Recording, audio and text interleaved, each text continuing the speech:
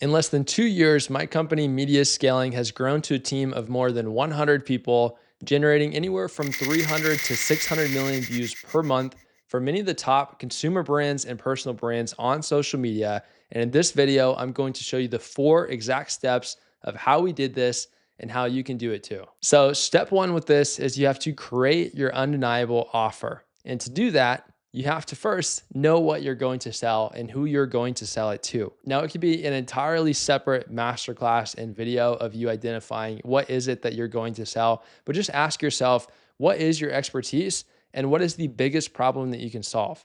The bigger the problem you solve, the more value that's created and the more successful of a business model that you're going to have. Next, who are you going to sell to? What is the target market? Who is your ideal client or your ideal customer? So for us, when we started media scaling, that was personal brands. These are business owners who create content, who had an audience of 300,000 or more and a business that was generating at least 2 million per year plus in annual revenue. That's since evolved to where now we work with consumer brands and personal brands. And our average client is anywhere from multiple 7 figures per year in gross revenue on the lower end, all the way up to we're working with large enterprise companies generating billions in annual revenue and everything in between.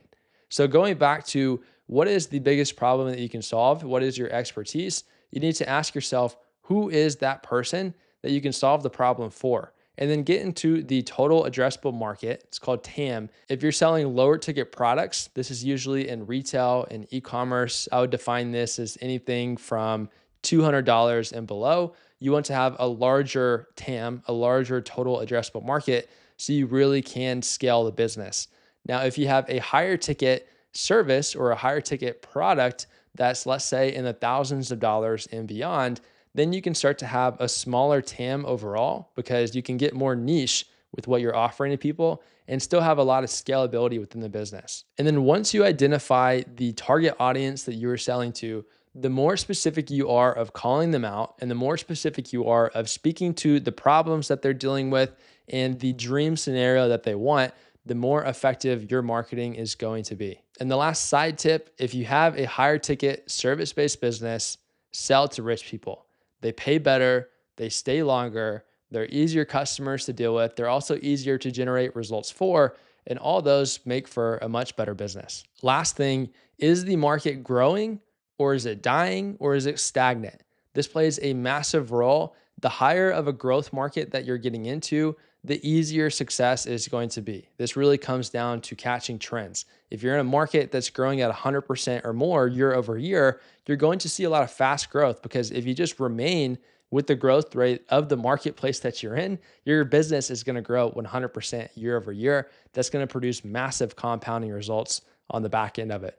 Versus if you're in an industry that's dying, and let's say it's declining by 5%, 10% year over year, that is not a market that you want to get into because you start to zoom out. You can be the best person in the world, but if the marketplace is collapsing, your business is going to collapse long term as well. Lastly, if you're in a more stagnant market or the growth has really just gotten very slow, then you're going to have more competition, more saturation. There's still a lot of opportunity to be created in that, but you're going to have to really outcompete. So the faster growing the marketplace is that you're going into, the more success you're going to have without needing to be the best from day one. The next thing that you want to do for your undeniable offer is add a no-brainer guarantee. This is a huge lever within creating a lot of success within your business. When we started media scaling, our guarantee was 100 million views in 90 days. And of course, we were specific about who we offered this to. This would not work with just anybody. And it goes back to the client criteria we had of personal brands with 300,000 or more audience generating at least 2 million plus per year in annual revenue. Now our offer has evolved to up to 1 billion views in 180 days because we've learned that we're able to produce results like that if it's with the right brand and client. Overall, I have never seen a business not make more money when they add a guarantee to their offer. And if you want to stay broke, then don't have a guarantee.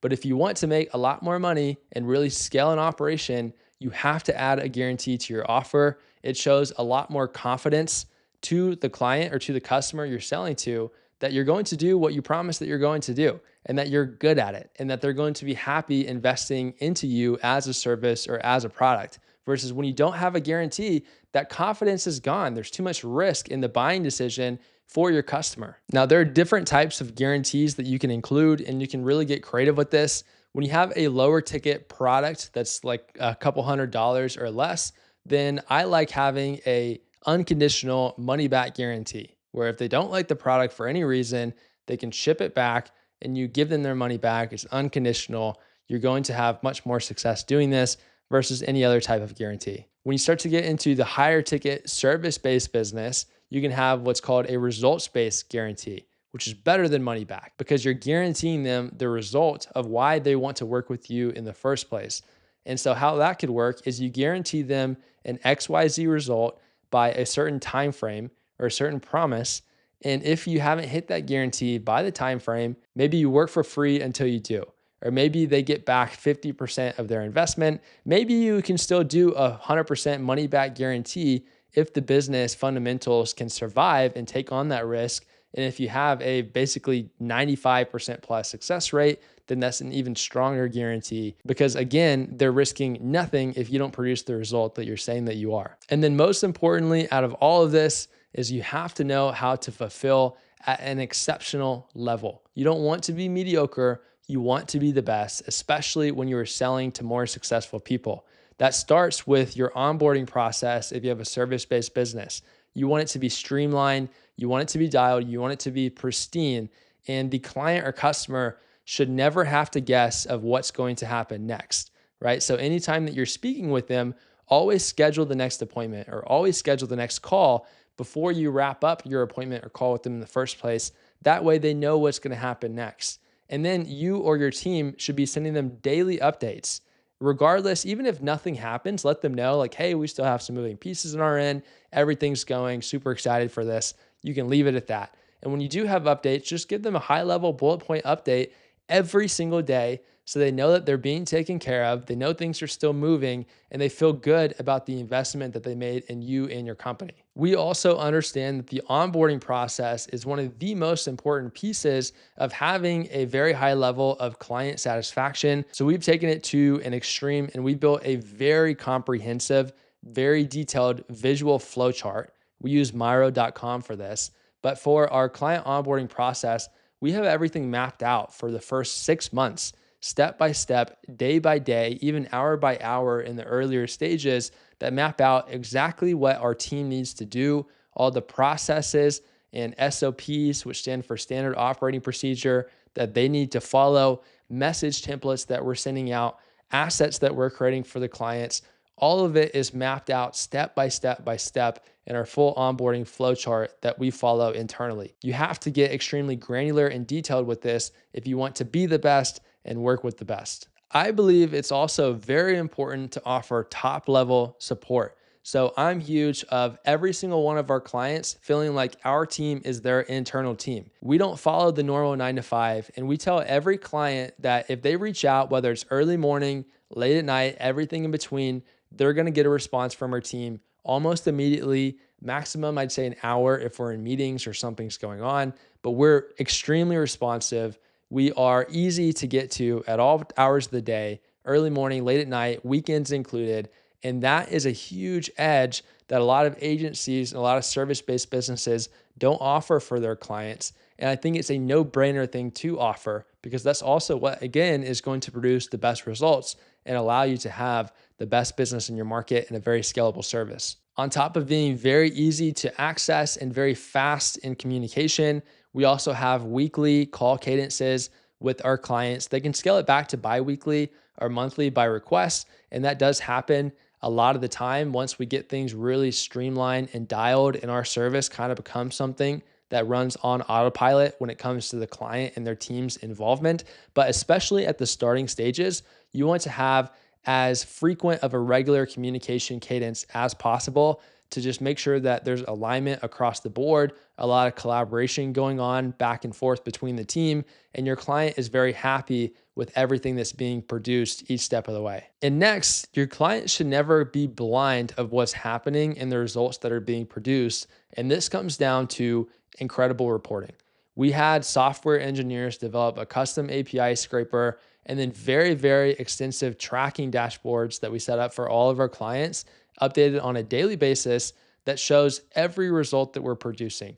The views growth, the followers growth, any other KPIs that we're tracking, a lot of metrics that show top performing videos. We're extracting the patterns and the hooks behind those top performing videos, and then taking the lessons that we're learning from all that and explaining it to the clients. On top of the tracking dashboard that they have access to in real time, updated on a daily basis, our team also sends out daily reports with a screenshot, a very visual graph, charts and graphs that shows the previous 7 days views growth, follower growth, any other KPIs that we're tracking, top 3 performing posts, any notable updates that they need to keep their eyes on. So they're never wondering how things are going. They always are aware of how things are tracking and where we're at. Then we have more in-depth weekly reports that are sent out that just go over initiatives that we're doing, top 15 performing posts, and just more granular data. And then of course we do the weekly, bi-weekly, or monthly check-in calls with our clients, depending. And with those check-in calls, we have an entire agenda and slide deck presentation that we put together. That way our team is going into those extremely prepared. We have everything mapped out. There's an agenda to be followed. So we're ensuring top quality across the board. If you want to get much more granular and detailed with many more action steps of creating your undeniable offer, we have a free course we've created called Undeniable Offers, and you can get access to that with the link below in the description. All right, so now that we covered step 1 of building your undeniable offer, step 2 is we need to build out the remainder of your foundation to really launch the business. That first comes with your online presence, and let's start with the website. So we have our website built with Go High Level. Go High Level is also the CRM, customer relationship management tool that we use. And the reason that we've chosen to go with Go High Level is because I've used every CRM under the sun, from the enterprise ones down to the smaller startup level ones. Go High Level is my favorite for speed of implementation and speed to get it set up. They make it very easy to intertwine and consolidate essentially everything you need when it comes to the sales and marketing process. So you can set up automations in there for text, email, voicemail drops, even WhatsApp communication, Instagram and Facebook DMs, and so much more. And all of it is consolidated based on triggers as well. So you can set up all these triggers based on steps that people take going through your process, buttons they click, opt-in forms that they put in their email and contact information. And then you can have all these automations set up on the back end. It makes it very streamlined and it's very easy to do. Go High Level also has the website builder and funnel builder, which is where we have our website created and all of our landing pages created. I personally have built hundreds and hundreds of funnels and websites over the last 10 years, too many to count. So I have a lot of experience when it comes to this. And when we started the company, I built out our website and I built out our landing pages because of my experience. If you don't have experience in this, there are a lot of freelancers who are incredible and can do this at a very competitive rate for you on Upwork. I do not recommend going to one of these agencies that's going to charge you $30,000 to build out a website when you have a new offer or a new company that's untested. And so be scrappy, get something and still invest into it, because this is incredibly important. Your website needs to look really nice. It needs to have conversion-driven copy. It needs to let people know exactly what you do right when they land and speak to your ideal client. It needs to communicate your undeniable offer. All those things are extremely important, and you should not cheap out on this.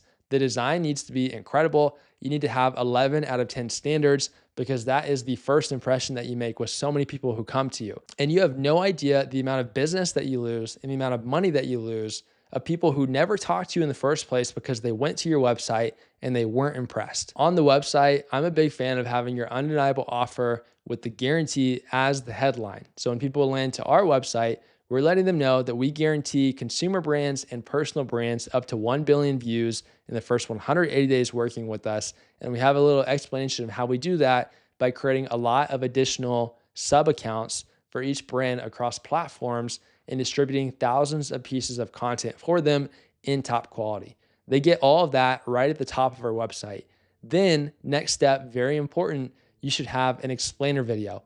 I found the magic mark for this is 3 minutes, give or take, around that time frame for your explainer video, especially when you sell to more successful people and you sell to rich people, they don't want to spend more than 3 minutes watching a video on a service. And having a video can produce conversion rates up to 80% on your website. I personally will go to a lot of websites ongoing, and if they don't have an explainer video and they're just trying to get me to book a demo, I never do it because I first want to learn more information about what they do. So you're losing a lot of money if you don't have a quick 3-minute explainer video. When you're getting started, don't overthink this. You want to have speed to implementation. How we did it is I just used Google Slides, very blank slides, white background, black text. It still looked nice. And that's called a VSL, a video sales letter. And I used that for our first 3-minute explainer video. If you don't already know how to create effective video sales letters, go to other similar companies, check out their websites and look at their explainer videos and look at their VSLs, and then really pay attention to the framework that they follow, right? You don't want to copy it word for word, but there's a lot of proven frameworks for VSLs. There's also another really killer software that we played around with called VSL.ai that can do this for you with a few clicks of a button. You just feed it some information about your offer and who you sell to, and they create some pretty killer VSLs for you in less than 60 seconds. So that's another place that you can check out for this. Next, when it comes to building your online presence, we found it was very important to have a case study PDF, essentially a slide deck or pitch deck that represented a case study of results that we had proven. How we started media scaling is I founded it with my partner, Spencer Murphy. Spencer worked internally with Iman Gadzhi and helped build and lead the division of creating all the sub-accounts that Iman Gadzhi currently runs for his brand. In the first 4 months, they generated 449 million views. In the first year, Iman's YouTube channel grew from 340,000 subscribers to over 3.5 million subscribers. And a lot of the systems, the hiring, the training, everything was led by my partner, Spencer. He had developed all these skill sets prior working with Jason Capital. Given that the company was brand new, we built a case study PDF showcasing Spencer's results, working and building this system internally for Iman. And this is the same system and the same foundations that we now roll out and offer for all of our clients. Inside of the case study PDF, we outlined everything using Canva.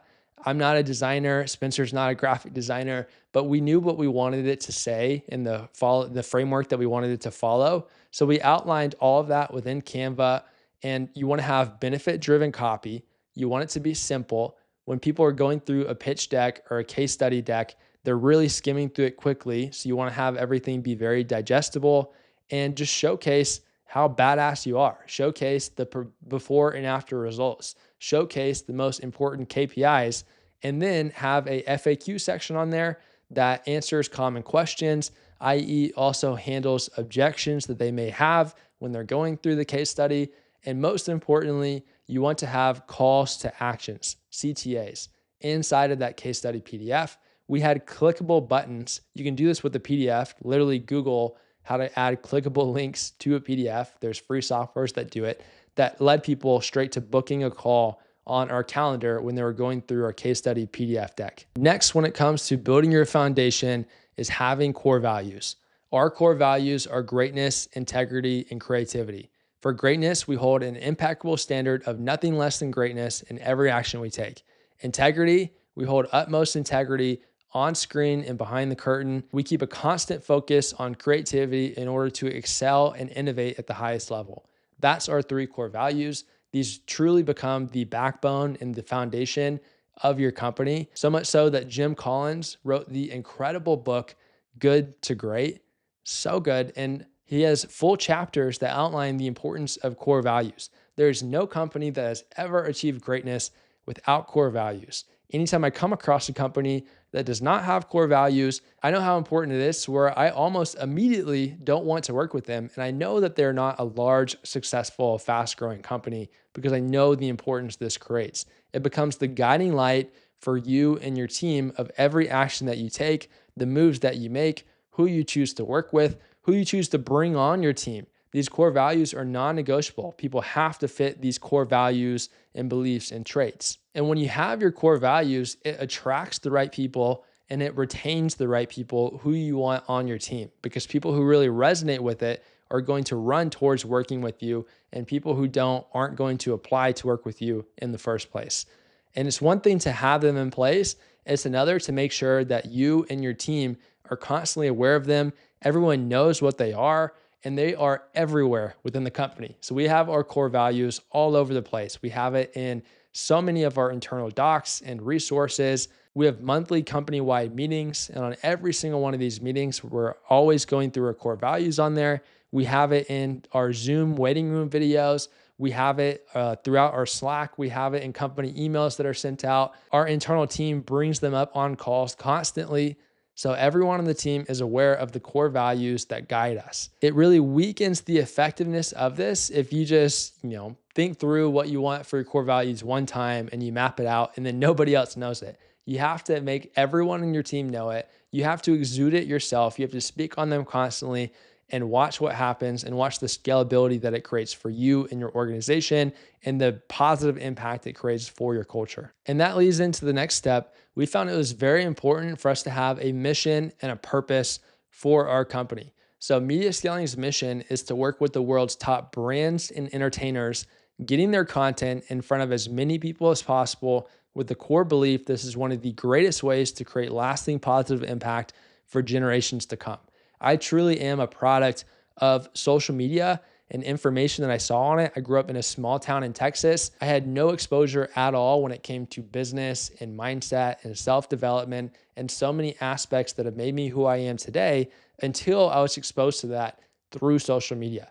I know the power of this and the impact this creates. There's a lot of negativity on social media. Our mission is to spread much more positivity and put it out there. That's something I'm very passionate about. That's something all of our team is very passionate about. And it gives everyone a common mission, a common goal, and purpose of why they want to wake up and work together to accomplish the mission every single day. You think about many of the top companies, Elon Musk literally has the mission to save the human race by making us multiplanetary and colonizing Mars, and that being the next step to colonize more of space. Because someday this rock that's floating through space that we live on is going to get hit by a meteor, or the sun is going to explode, or Yellowstone volcano is going to explode, and we're all going to be gone if we're not multiplanetary. That's a powerful mission, so much so that it attracts many of the greatest talented engineers and minds across the world to want to work with Elon Musk because of the mission alone. Make your mission purpose-driven, make it impact-driven, and watch as it really excites you and your team to wake up and work every day. And the last piece of building your foundation is having a clear vision of where you're headed and what you want to accomplish. Another great term from Jim Collins' Good to Great book is you want to have a BHAG. That stands for a big, hairy, audacious goal. You want to have a goal that is very big and very motivating and hard to accomplish, and it requires the world's best talents in mind and a lot of effort and a lot of hard work of knowing where you're going to go. So our BHAG was to be generating 1 billion views per month for our clients by June of 2024. That meant after we launched the company in a little over 1 year, we would be generating 1 billion views per month. Now, when that time came, we were generating about 500 million views per month. And so we did not hit the goal. We pushed back the target, but that did not deter us at all because it was a big, hairy, audacious goal. When you set goals like that, many times you don't hit it, but you want to keep striving for it. I'm a big believer if you shoot for the stars, you're at least going to reach the moon. So our BHAG was to generate our clients over 1 billion views per month by June of 2024. That meant a little over 1 year after launching the company, we needed to be at 1 billion views per month or beyond. Now, did we hit it? No, we were at about 350 million views per month whenever June of 2024 came. Did that deter us? Absolutely not, because it was a big, hairy, audacious goal. And a lot of time when you set goals like that, you don't always meet them, but I'm a big believer in if you shoot for the stars, you're at least going to reach the moon. And so if we're aiming for 1 billion views per month, we're going to get a lot closer to that target, if not surpass it, versus if we're aiming for 100 million views per month, which we far surpassed. Now we're averaging over 500 million views per month and chasing that 1 billion view per month target. Once we get there, we're going to set it to 2 billion views per month, then 5 billion, then 10 billion, and keep going. All right, and now step 3 is you want to build your go-to-market strategy. So for us with media scaling, a big part of that was referrals. Myself and my partner Spencer had been in this industry for 8 years each prior to starting the company. And therefore, we already had a good sized network of people who could either be clients for us or knew others who could be clients for us. And we wanted to put together an attractive referral incentive program because customers who come to you that are referred to you, they pay more, their close rate is higher, their retention is better, meaning they stay with you longer. Therefore, those customers are much more valuable, and you should be more than happy to pay and incentivize bringing more of them into your business. For us, what we put together and what we still do today is a 5% revenue share of each contract that comes in from a referral introduction. And we pay it out in perpetuity. So it becomes great passive income for our referral partners. And we wanted people to understand what the numbers could actually look like. So I put together a Google Sheet that mapped out for our referral partners exactly what one introduction would look like, two introductions, three introductions of people who would close on as clients. And it became something that really incentivized them to make some introductions for us. That's how we got some of our starting clients for the company. And that's still a huge, large part of how we grow media scaling today is through referrals and through word of mouth marketing. When it comes to your referral partners, you want to make it easy for them as well. So we provide them with message templates, resources they can use, and examples of introductions that they can just copy and paste over to people who they think could be a good fit. That way, they don't even have to put the thought into, all right, how am I going to word this and how am I going to approach this person? We give them all the resources they need to make it as seamless and easy as possible. All right, and the second pillar of our go-to-market strategy was direct outreach. So the first thing we did for this is we created what we called our Dream 1000 list. And Spencer and I spent almost 2 months before we went to market just on this list all the time, lining out every single brand name and every single client that we would love to work with that would really do well with the service that we put together. And then we asked ourselves, do we know anyone who could intro us to these people? If so, we put their name on there. And then we wanted to get their contact information.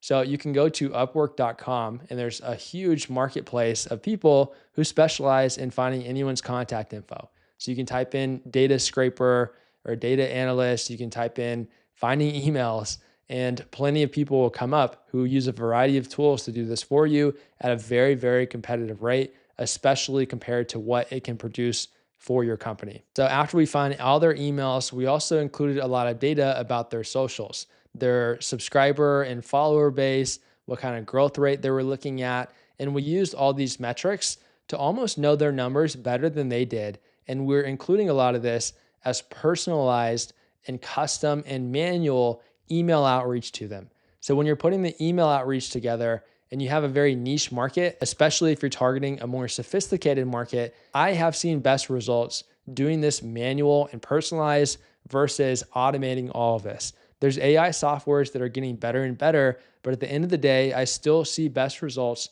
doing it manual because so few other people are doing that. So it immediately helps you stand out. When you're sending out these emails, you want to be direct, you want to be straight to the point. A lot of people make the mistake of including way too much copy. You want to have 3 to 4 sentences in your emails max, and you only want to have 1 sentence per line in your email. Start directly with the offer, include case studies or results, and really lead with your undeniable offer. With us, that was 100 million views in 90 days guaranteed when we started the company. And that was literally the subject line of the email that was getting over 80% open rates for us and was the most successful over every other subject line we tested was 100 million views guaranteed. Then in the email, when they open it up, we had case study. We talked about exactly how we would do that. And this is a big key that I've learned is we see better results when we end the call to action in the email asking, would you like to learn more about this? Versus trying to immediately say, would you like to get a call scheduled? And take more of their time and get them on the phone. So we lead with that. When they respond, you want to send them a very short, concise method that lines out how your service works in 3 steps. And then you include the call to action to book a 15-minute discovery call with you to determine if there is a good fit here. Plus, you can hyperlink your explainer video that's 3 minutes long if they do want to still watch more and learn more information. Last piece is when we started the company, Before we went to market, it was just myself and Spencer. And so I was the one sending out these emails at first, and I committed to sending at least 25 per day, no matter what. And you also need to be on top of follow up. So I would send one follow up email every single week.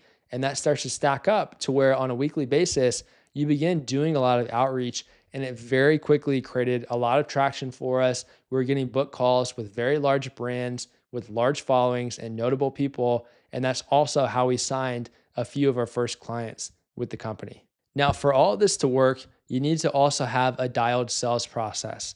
For us, we would do a 2-call process where the first call is a 15-minute discovery call. And that truly is for us to determine whether or not we are a good fit and they are a good fit for our service to work together.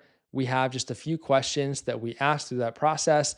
If they are a good fit, then we schedule a second strategy session. These are 45 to 60 minutes. And for our offer and process for these strategy sessions, we put together a custom proposal. We give them custom guarantees. And we also put together a custom roadmap for what we think is going to be the best game plan and content strategy for their socials. We do put in a lot of work for the presentations and the proposals in our sales process because we are selling to very high sophisticated clientele. And it's important for us to add a lot of value for them to want to work with us and also for us to want to work with them. We're qualifying them. We're seeing how they operate. And on both sides, we're determining whether or not we think this is going to be a great fit. All right. And now for step 4 is you really want to tie it all together and optimize every step of the way. One of the biggest lessons I've learned in business from the opportunity to work directly and closely with people who have companies generating hundreds of millions or billions in annual revenue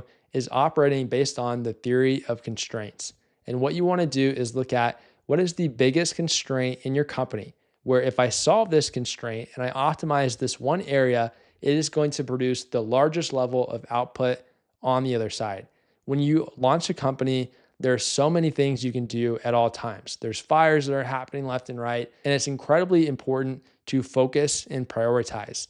Don't try and work on everything at once. Instead, you want to identify your constraints, prioritize them accordingly, and focus on knocking them out one by one by one. You tie all this together, in our experience, you have the recipe for a very successful company. So with media scaling, we officially went to market in March of 2023. And in that first month, we signed our first 2 clients with Greg O'Gallagher and Brandon Carter. Greg O'Gallagher came from a referral introduction, and Brandon Carter was someone that myself and Spencer already knew in our network. I reached out to him and DM'd him on Instagram. We hopped on the call, and they both came on board. Within that first month, we immediately hired over 25 people because that's what it took to be able to fulfill on our service. And we launched with Brandon and Greg in April of 2024. To fulfill on and build the team that we did as fast as we did, we had a lot of people already in our network who were kind of sitting on the sidelines, who knew what we were doing in the company that they were building and ready to come on board. So we were able to pull people in quickly. And at that same time, myself and Spencer were interviewing with a lot of people. I went on my socials and posted, a job ad. And if anyone was looking for a great opportunity, Spencer did the same. And then we created job ads on Indeed, LinkedIn, and Upwork to start bringing in candidates as well. In the early stages, you have to get scrappy and innovative of bringing the team members on. You want to have incredibly high standards of who you bring on your team and having the right people in the first place. Once we launched with Greg and Brandon in April of 2023, we were off to the races. And with Greg in the first 6 months, we generated over 236.7 million views, and his total audience grew by 403,000 people. With Brandon Carter, we generated 134.5 million views within the first 6 months, and his total audience grew by over 343,000 people. Both of them have great offers and businesses that are tied to their socials. So you have to ask yourself, what is your value per follower, right? And when we bring in hundreds of millions of views, when we bring in hundreds of thousands and then millions of new followers and subscribers, if you continue doing what you do best and operating your business, having value-driven content that's going out and promotional strategies that turn those views and followers into leads and sales, you can capitalize on our service and on all this amplification in a very meaningful way. That's what we did with them, and that's what our clients continue to do. Since then, we have now generated over 5 billion views, still in less than 2 years of going to market and starting media scaling. We've gained our clients over 24 million followers and subscribers, and we work with brands that are collectively generating billions in annual revenue, learning how they do what they do. And if you're a consumer brand or a personal brand and you think that you're a fit for this and you want a custom guarantee up to 1 billion views, go ahead and apply now to work with us with the link below in the description of this video. And for the conclusion, to wrap this all up, one of the biggest lessons that I've learned in business is time in the game, right? And when you get into something, not having a short-term outlook of how much can I do and how much money can I make and what can I accomplish in the 3 months, but I'm looking decades out. I'm looking for the rest of my lifetime. I've studied a lot of founders who have built multi-billion dollar organizations, many of the greatest founders throughout history. And one of the most common patterns that I've noticed is it took them all decades of extreme focus, working on the same company and not diverting their focus, trying to do all these different things. They had a lot of time in the game and they had a very long-term outlook with what they're building. That's what we're doing at Media Scaling, and that's what I would encourage other business owners to do as well. If you got value from this, go ahead and hit that subscribe button. We're releasing more value-driven content like this every single week, and I'd be curious, what is the biggest lesson that you've learned in business? Drop it in the comments below. I'd love to see your takeaways as well.